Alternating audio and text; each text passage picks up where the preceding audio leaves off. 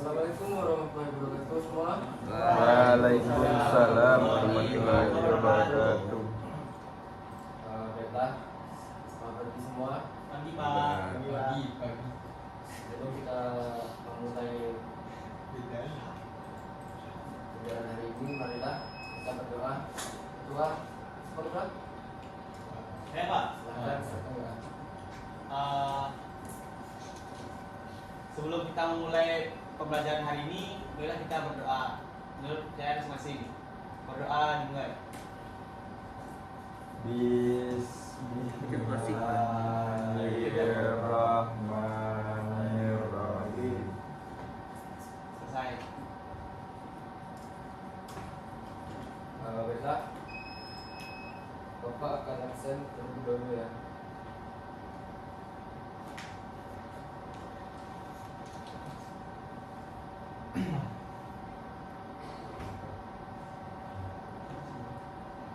Hamdi, Hadir Pak. Bertinda, Indra, Nggak datang Pak. Indra akan masuk. Enggak Pak. Yohani, Hadir Pak. Nah, Nggak datang Pak. Alhamdulillah. Vera, Izin Pak. Muhammad Suryo, Sakit Pak. Izin Pak. Sakit. izin, Oke, izin. Izin enggak ya? Sakit, Adil Bapak. Sakit Pak. iya, Izin Pak. Pak. baik, ya. Ya. Oh iya, apa namanya? Itu Pak yang ente. Oh, Muhammad Fakria. Iya Pak. Saya Pak, Ya, kamu siapa namanya? Mila Pak. Oh, Mila. Oke. Apa lagi? Yopa ya?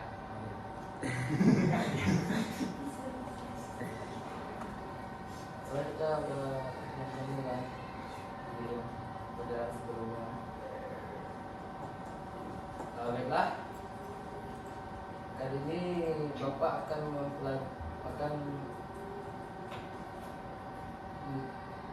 mengarahkan atau kita akan belajar tentang framework. Ada yang tahu apa itu framework? Tidak Pak. Ada yang tahu? Baiklah, itu mari kita cari tahu.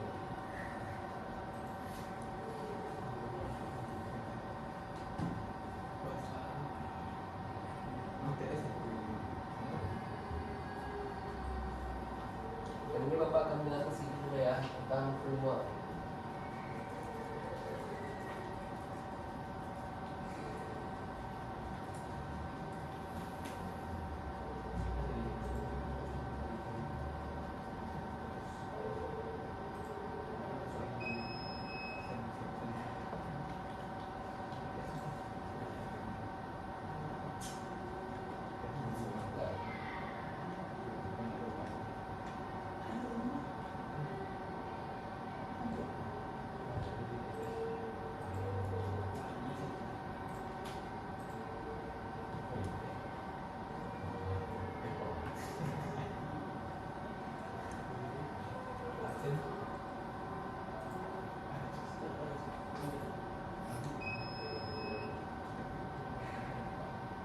Baiklah. Yang pertama yang kita lihat adalah definisi framework. Framework dalam pengembangan perangkat lunak adalah kerangka kerja yang terstruktur dan telah ditetapkan sebelumnya, yang mencakup serangkaian aturan, konvensi, dan alat bantu yang dirancang untuk memfasilitasi proses pembangunan aplikasi ekosistem yang kompleks. Dengan menyediakan tugas yang kokoh, framework memandu pengembang melalui berbagai tahap pengembangan, mulai dari perencanaan hingga implementasi, dengan tujuan meningkatkan efisiensi, konsistensi, dan kualitas produk akhir.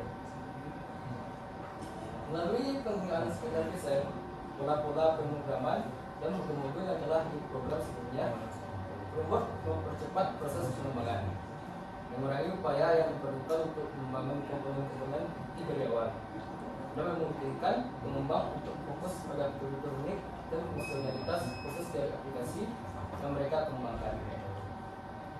Dengan demikian, framework tidak hanya menyediakan konsistensi dan struktur yang diperlukan dalam pengembangan perdagangan, tetapi juga mempromosikan praktik-praktik terbaik dalam pengelolaan pabrik, stabilitas dan stabilitas, yang semuanya berkontribusi pada peningkatan produktivitas dan keberhasilan proyek.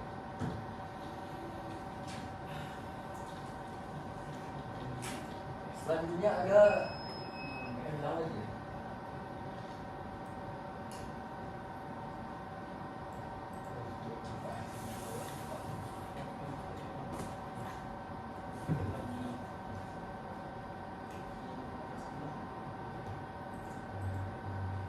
Selanjutnya ada jenis-jenis framework. Yang pertama itu adalah framework backend. Contoh dari framework backend itu Express.js, Node.js, Laravel, Django. Itu digunakan untuk pengembangan software site dan logika bisnis. Yang kedua ada framework frontend. Contohnya adalah React, Angular, Vue.js. Digunakan untuk pengembangan antarmuka pengguna pada aplikasi web. Yang ketiga ada framework mobile. Contohnya ialah React Native, Router. Digunakan untuk pengembangan aplikasi mobile untuk Android dan iOS. Yang keempat ada framework CSS. Contohnya adalah Bootstrap, Tailwind CSS. Digunakan biasanya untuk membangun desain dan tata letak antarmuka pengguna dalam aplikasi.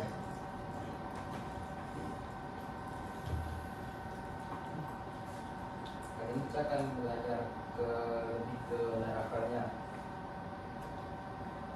Ada yang tahu itu Laravel? Ada yang tahu? Nggak tahu Pak.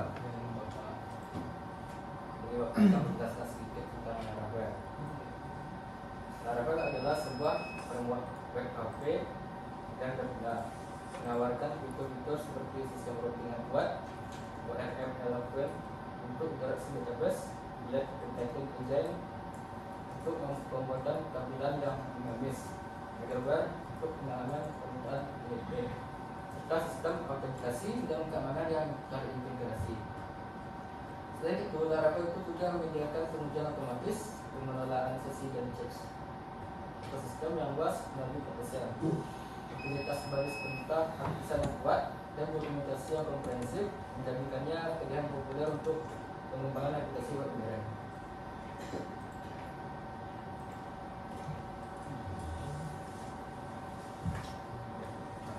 Nah, sedikit tadi materi yang Bapak jelaskan. Kali ini kita masuk ke contoh studi case. Di studi case ini Bapak akan membuat atau menyuruh kalian mendiskusikan studi kasus menuju pengembangan sistem manajemen tugas berbasis web dengan framework Laravel menggunakan aplikasi program programming atau PWA.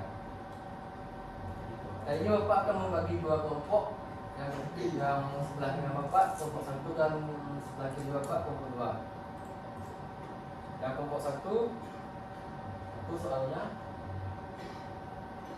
saya lihat di nomor 1. Dan kelompok 2 ada di bawahnya. Kali ini Bapak akan memberi waktu 15 menit untuk berdiskusi. Kita silahkan berdiskusi dulu.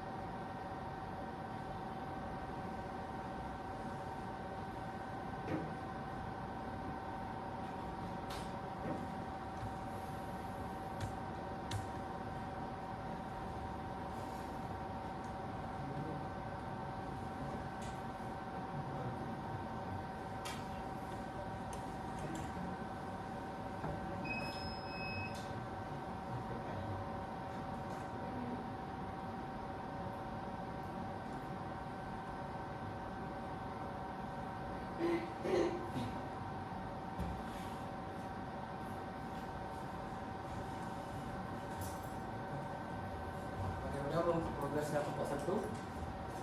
Bisa cari Pak. Kelompok 2. Sudah ada cuma lagi berdiskusi Pak. Bagi kelompok yang sudah selesai, silakan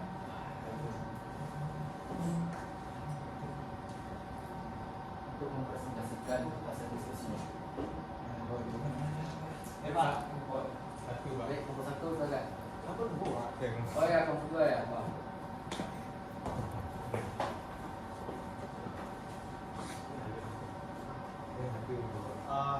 Kami dari kelompok 2 ingin menjawab studi kasusnya.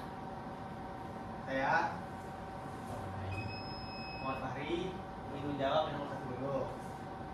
Dengan soal apa yang dimaksud dengan pendekatan problem based learning atau PBL dalam konteks pengembangan perangkat lunak.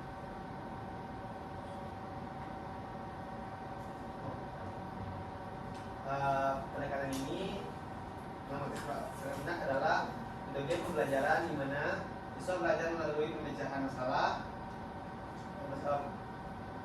yang nyata yang terkait dengan pengembangan perangkat lunak. Pendekatan ini menekankan pada pembelajaran aktif di mana siswa harus berperan aktif dalam mengidentifikasi, menganalisis, serta menyelesaikan masalah-masalah yang ada dengan mengembangkan perangkat lunak tersebut. Lanjut Pak. Baik, silakan. Sebenarnya dari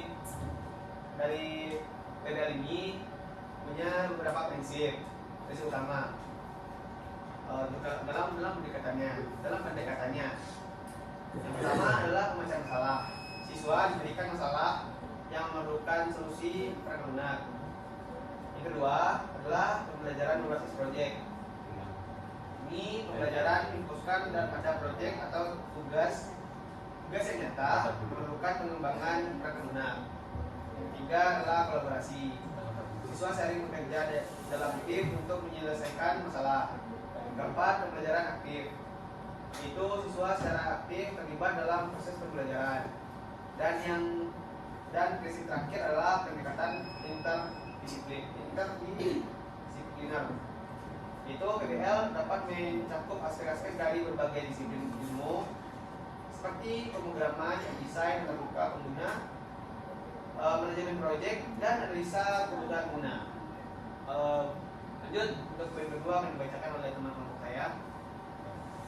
Baik, untuk pertanyaan nomor 2.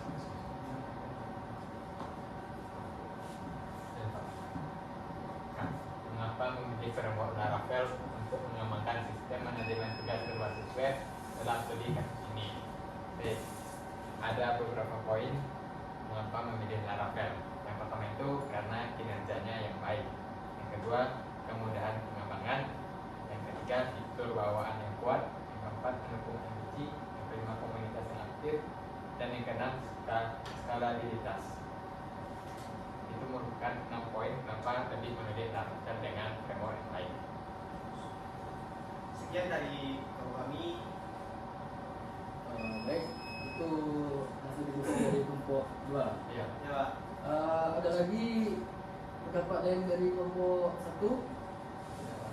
Ada. Oke, bagus. Tepuk tangan. Dulu Pak. Baik, tadi adalah hasil diskusi dari kelompok 2 ya. Pak.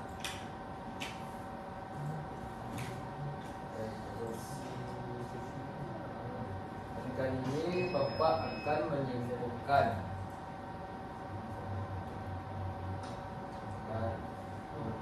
materi dari semua dari kelas yang terjadi tadi. Bapak akan menyimpulkan itu macet lagi ya.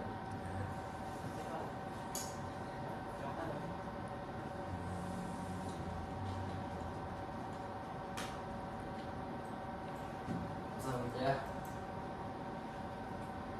Pendekatan PBL dan penggunaan framework Laravel itu telah terbukti efektif dalam menghasilkan sistem manajemen tugas yang fungsional dan relevan dengan kebutuhan dunia nyata. Melalui proses PBL, siswa itu tidak hanya memperoleh pemahaman yang mendalam tentang konsep-konsep teknis dan pengembangan web. Tetapi juga mengembangkan keterampilan berpikir kritis, memecah masalah, dan kolaborasi. Dengan demikian, studi kasus ini menunjukkan bahwa kombinasi antara penjelasan PBL dan penggunaan framework Laravel memiliki potensi besar untuk mendukung pembelajaran yang efektif dan menghasilkan solusi pangkat anak yang berkualitas. Ya, ada pertanyaan dari yang anda sekalian? Ada. Oke. Sekian untuk materi kali ini. Minggu besok kita akan belajar tentang framework lainnya.